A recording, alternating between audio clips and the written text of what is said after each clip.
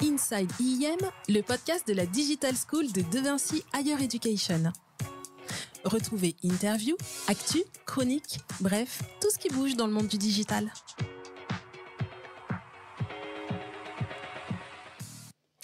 Bonjour Médina. Bonjour Christophe. Bon, ça y est, c'est la rentrée. Ah, ça y est. Ça y est, super, une nouvelle année qui se démarre. On a sorti les cartables, tout, les habits neufs. Ouais, c'est ça, on a tout sorti et en fait, on a super bien commencé la rentrée. Ouais, carrément. On a accompagné nos deuxième année en bachelor en communication digitale et business dans un grand salon. Oui. C'est quoi le salon, tu te souviens? Paris Retail Week. Ah ouais, génial. Qui va devenir un très très grand salon parce que ça va devenir le premier salon européen du retail et du e-commerce. C'est impressionnant. Déjà, bonjour aux auditrices et auditeurs qui écoutent. Oui, est-ce que vous vous rendez compte un peu de ce qui est en train de se passer sur la place parisienne? On est beaucoup dans le négatif alors qu'on a eu des JO incroyables. Ah ouais, là. Rappelons-le. On fera peut-être une série spéciale JO. On a quelques surprises à vous réserver pour la suite. Oui. Et nous, on reste dans l'optimisme. Justement, on avait parlé des JO dans un des épisodes. Nos étudiants ont fait des travaux là-dessus. On est dans l'optimisme et dans observer ce qui se passe, ce qui est dynamique. Effectivement, si Paris Retail Week devient européen, ce n'est pas pour rien, Christophe. Ouais, ça c'est sûr. C'est vrai. Donc Paris Retail Week, qu'est-ce qu'on a fait ? On a amené un petit groupe d'étudiants, 43, petite bagatelle. Oui, 43 versus 39 l'année dernière. Ouais. En 2023, on avait 3 jours. Et cette année, on avait une journée pleine et 2 demi-journées. Ouais. Alors, grosse préparation en amont avec toute l'équipe, bien sûr, avec Guillaume, Jamila, toi et un petit coach, Yanis. Et avant de venir sur le cas de Paris Retail Week, pour les gens qui ne connaissent pas, qu'est-ce qu'on peut dire déjà sur ce salon, Christophe ? C'est 20 000 visiteurs par an, à peu près. C'est une des principales plateformes autour du e-commerce, du retail, des moyens de paiement, de la logistique. Et cette année, ils font un truc spécial parce qu'ils se sont focusés spécial sur l'IA. Donc tu me diras, c'est presque à la mode, on va dire.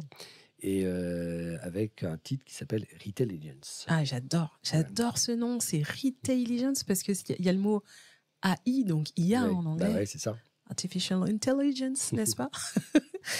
Et pour les gens qui connaissent pas, c'est en fait en gros tout ce qui concerne l'achat de produits, de services. Il y avait du e-commerce aussi. Ouais, c'est pas que e-commerce. Ouais, c'est ça. Il y avait des boutiques. C'est le commerce. Il y avait la FEVAD, qui est la Fédération française des entreprises de commerce à distance.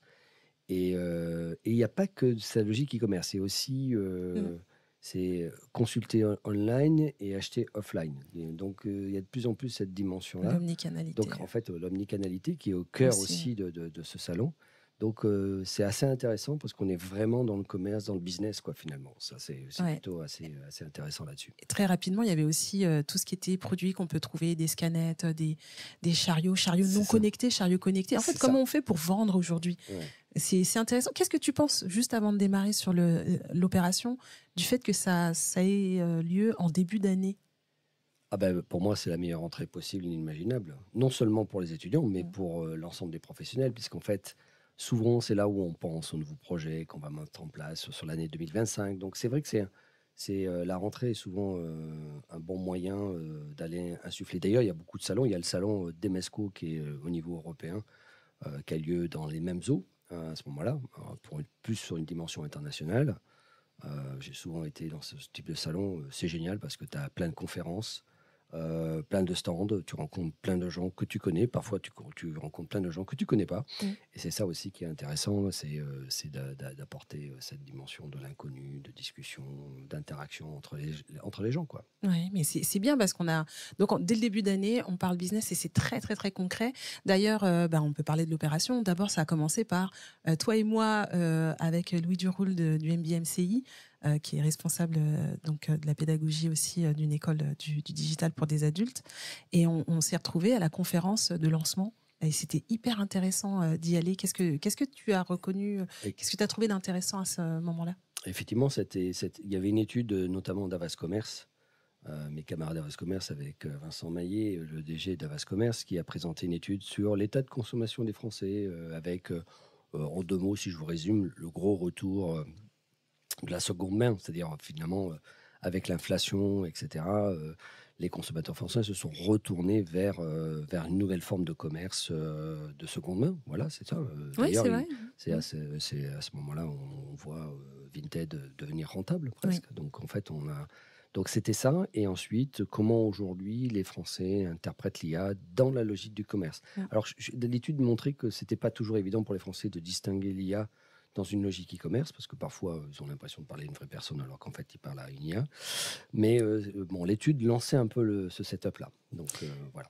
Ouais, et il y a tout sur le site. Et puis nous, on partage ça, on le mettra peut-être en commentaire, hein, justement, pour que les gens puissent trouver l'étude de Havas Commerce. Et donc, on a embarqué nos 43 étudiants. Et moi, j'étais sur la logistique. Alors, c'est vrai que c'est une machine de guerre. C'est la 5e année que tu m'as donné l'opportunité d'accompagner des étudiants. Le challenge, c'est d'embarquer des jeunes et d'en faire des doers. Parce qu'ils sont passifs quand ils sont étudiants, ils apprennent. Et là, l'idée, c'est qu'ils gagnent en confiance en découvrant et en partageant illico, sans complexe, et en étant organisés par équipe. Alors en amont, c'était 2 jours de préparation, mais sur LinkedIn et sur Twitter, ils se sont fait remarquer. Pas que sur les réseaux sociaux, même si c'était leur rôle, parce qu'on précise que c'est un deal qu'on a avec Paris Retail Week, d'amener les étudiants, il leur fait jouer un rôle dans l'équipe de social team du salon. Et donc, ils ont un rôle de médiatisation des contenus sous toutes ses formes, hein, que ce soit sur les stands, sur les expériences, sur les conférences. Voilà, avec leur rapport d'étonnement, l'œil neuf du petit jeune qui commence dans sa carrière dans la communication digitale. C'est exactement ça, et c'est une innovation parce qu'on estime que les jeunes aussi jouent leur rôle dans l'évolution et la réflexion sur le marché, parce que les vieux routards qui connaissent, peut-être qu'ils sont un peu coincés, et puis des fois avoir un regard candide et parfois un regard de jeunes consommateurs qui veut passer de l'autre côté, ça peut être intéressant. Certains se sont questionnés en regardant des commentaires, en se disant tiens, à telle conférence, il y a telle question qui a été posée, et dans les commentaires des étudiants, ils étaient surpris d'avoir des directrices et directeurs de grandes entreprises intervenir, les remercier, et y compris les exposants qui se retrouvaient avec des étudiants habillés en orange autour d'eux. Exactement. Il y a un côté remarqué et remarquable. Moi, j'aime bien cette expression remarqué parce qu'effectivement, on ne pouvait pas nous rater dans le salon. Et remarquable parce que je pense qu'en fait, on a été surpris de la maturité de nos étudiants aussi. Je pense qu'on s'attendait forcément... C'est une sorte d'intégration. C'était leur première semaine de cours. Imaginez, première semaine de cours, deuxième jour, on vous balance dans un salon. Vous connaissez la moitié ou un dixième des marques qui sont présentes.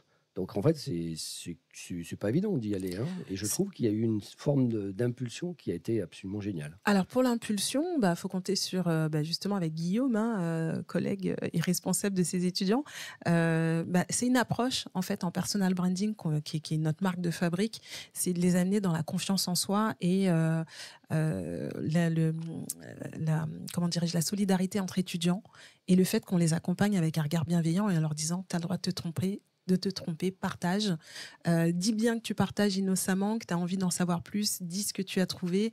Et en y allant comme ça, je pense que c'est peut-être la clé pour en faire des futurs marketeurs qui osent, en fait. Et on a besoin, dans ce monde un peu rabougri par moment, d'avoir des gens qui osent, et on peut être fier de cette pédagogie parce que, attends, on va parler chiffres, Christophe. Oser, tu disais. Non, effectivement... On a pour finir sur l'aspect juste pédagogique, pardon, c'est ma casquette un peu là-dessus, mais ce qui était important aussi, c'est il y avait, tu as raison, la reprise de confiance en soi, mais également il y avait une idée, parce qu'ils étaient évalués sur ce sujet-là, on les a pas balancés en disant c'est bon, on va rester au café. Il y a vraiment un accompagnement et avec des missions que tu as orchestrées avec toute l'équipe là-dessus, voilà, où en fait ils sont évalués sur cette volumétrie de performance sur l'ensemble des réseaux, de ce qu'ils ont pu faire, des interviews qu'ils ont pu avoir, des relais. Et bien entendu, l'objectif, c'était aussi de faire grandir leur réseau LinkedIn et professionnel. Ça, je pense que on est bien parti. Ouais, on est bien parti. C'est vrai que c'est ultra structuré, mais ultra fun. Vous pourrez trouver en commentaire et ailleurs, même en allant sur LinkedIn, en tapant #IIM Paris, voir des publications. Vous voyez même nous, les profs, qui faisons la hola avec les étudiants. On les voit se mettre en scène avec des personnes. Donc, il y a cet aspect. En fait, c'est à 360 degrés et dès le départ. C'est pour donner un gros coup d'envoi. Faut envoyer du lourd, faut y aller. Résultat des courses, par rapport à l'année dernière, il y avait il y avait plus de jours, donc 3 jours complets. Ouais, Ils avaient fait 250 000 en termes de portée, 250 000 personnes touchées. ouais. Je ne parle pas des impressions parce que c'était quand même assez élevé. Là, on a fait plus 36%. D'accord. 406 cas en ayant juste une journée et 2 après-midi. Je précise, en dehors de certains énergumènes dont on fait partie en termes de réseau, on a un petit réseau qui est quand même un peu développé. Oui. Nos étudiants n'ont pas forcément de réseau. Oui. Je crois que dans la promo, il y en a un qui a plus de 500 connexions sur LinkedIn. Un. Et c'est ce qui est extraordinaire, c'est qu'en fait, en appliquant une recette de cuisine dont je garde le secret, Bien sûr, on ne va pas tout vous dévoiler dans ce podcast. Peut-être dans une série de podcasts, Secret of Medina. Voilà, ça fera peut-être ça. non, je ferai un podcast e-maraboutage. Ah C'est ouais. le maraboutage de la bonne humeur. Je donnerai les recettes pour garder la bonne Ah, humeur. celui-là, je pense qu'on va l'écouter tous les matins. Mais avec toi, Christophe, on a réussi à faire une belle opération et franchement, c'est bien pour démarrer l'année. C'est vrai qu'ils se sont lancés dans une OP. Il y en a qui ont créé des comptes spécialement sur X. Ils avaient des a priori et notre rôle à nous est vraiment de les amener dans la confiance, le partage. Ouais. Et puis, de se dire, allez, il n'y a pas que des haters sur Internet, surtout dans ce marché où on a faim. Je pense qu'il faut avoir de l'appétit et de la curiosité. T'en parles souvent, ça, hein, de cet état d'esprit. Ah ben, la curiosité, c'est la première qualité qu'il faut savoir développer pour réussir dans ces différents métiers. Je pense que c'est l'essentiel, être insatiable, poser toujours les questions. Et pourquoi? Et pourquoi? Tu te souviens, quand tu étais petite, tu disais peut-être à tes parents, et pourquoi la Terre elle est ronde? Et pourquoi ceci, pourquoi cela? En fait, ça, moi, j'ai toujours fait ça. Et en fait, c'est ce qui m'a réussi plutôt pas mal. Et je pense que c'est un truc qu'on essaie d'inculquer, cette curiosité, se dire, ok, j'en sais, mais est-ce que j'en sais assez? Voilà. Non, jamais. Mais d'ailleurs, tu as joué un rôle aussi incroyable pendant Paris Retail Week, puisque tu Ah étais... bon, qu'est-ce que j'ai fait? Je me souviens même Tu étais plus. le e-reporter de, Ah oui, de notre ouais, axe. on a commencé, on testait quelques caméras Ouais. sympathiques. Mais voilà, oui, effectivement, l'idée, c'est aussi, j'ai quelques interviews encore en backstage de certains étudiants sur leur retour du salon, c'est pas mal, à publier sur la chaîne YouTube de l'Axe très prochainement. Justement, je vais rebondir parce que là, on a parlé des étudiants, mais tu fais partie des ingrédients de tout ce qu'on crée hein, à l'IM en Digital Marketing and Communication, comme on dit en anglais. Ouais. Et qu'est-ce qui ressort de ton expérience de créateur de contenu? Parce que c'est intéressant d'avoir un responsable pédagogique qui met les mains dans le cambouis et qui va vraiment là. T'as pas le costume cravate, tu vas sur le terrain. Qu'est-ce qui ressort de tout ça? Bon, le costume cravate, ça fait longtemps que je l'ai arrêté. Oui. Mais en fait, si tu veux, c'est quand tu produis, en fait, il y a on est un peu grisé, on n'est pas grisé, enfin, je sais pas comment on peut le dire, mais en fait, quand tu commences à produire du contenu, tu as juste une seule envie, c'est d'en produire d'autres. Donc ça, c'est génial, tu vois, ça offre une certaine forme de, voilà, tu as envie de faire ça. Moi, j'ai pensé à plein de trucs. Ça m'a donné plein d'idées pendant ce salon, tu vois, d'essayer en termes de production de contenu, de faire plutôt des mini-reportages, de snacker un certain nombre de contenus, d'aller interviewer plus de monde, plus de professionnels. Donc ça aussi, ça fait partie un petit peu des enjeux qu'on aura cette année dans l'Axe, sur l'ensemble des formations que l'on propose. Donc l'idée, c'est vraiment de proposer le maximum de contenu, mais avec un œil à la fois professionnel, mais aussi j'aime bien le côté refresh que les étudiants peuvent apporter, parce que Oui. je pense que ça aussi, c'est un des aspects sur lesquels je suis assez attentif. Je pense qu'on sous-estime la valeur de ce qu'ils peuvent apporter. On s'en aperçoit une fois qu'ils sont partis. Ah, mais il sait faire ça, c'est génial et tout. Donc nous, moi, on le voit dans les retours qu'on a des étudiants sur le sujet. Donc je pense que produire et produire du contenu, le plus utile, intéressant, parce que l'intérêt de transmettre, ce qu'on fait également à travers ce podcast, c'est aussi transmettre le retour d'expérience et cette bienveillance qu'on essaye d'avoir au sein de l'école. Donc c'est bien, c'était une superbe opération où tout Ouais. le monde a vraiment pris part, y compris le service com de l'école.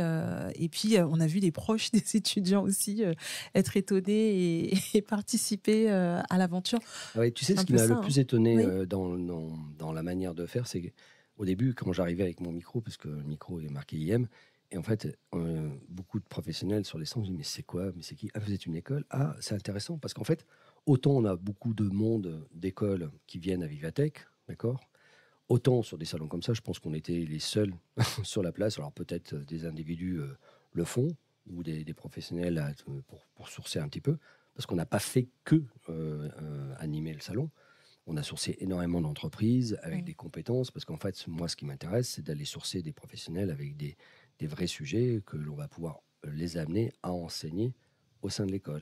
Tu vois, c'est ce que Jamila a fait pendant ces 3 jours. Jamila qui est enseignante en Voilà, master. Exactement. Et en fait, on a sourcé un nombre d'intervenants incroyables, des nouveaux, parce qu'en fait, renouveler le programme, ça fait partie d'un des fondamentaux de l'Axe, pas se reposer sur ses lauriers. On a fait ça, c'est vachement bien, mais comment on peut faire mieux?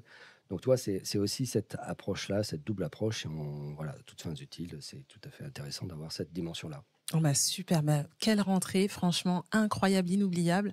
On a tous été vraiment à fond sur ce projet. Moi, pour terminer, ce que je retiens, c'est j'étais à 360 degrés, à la fois enseignante, coach d'élèves, avec la pédagogie, la com et créatrice de contenu. Mais moi, je suis plus sur plutôt sur tout ce qui est du vlog. Je suis Madame Vlog.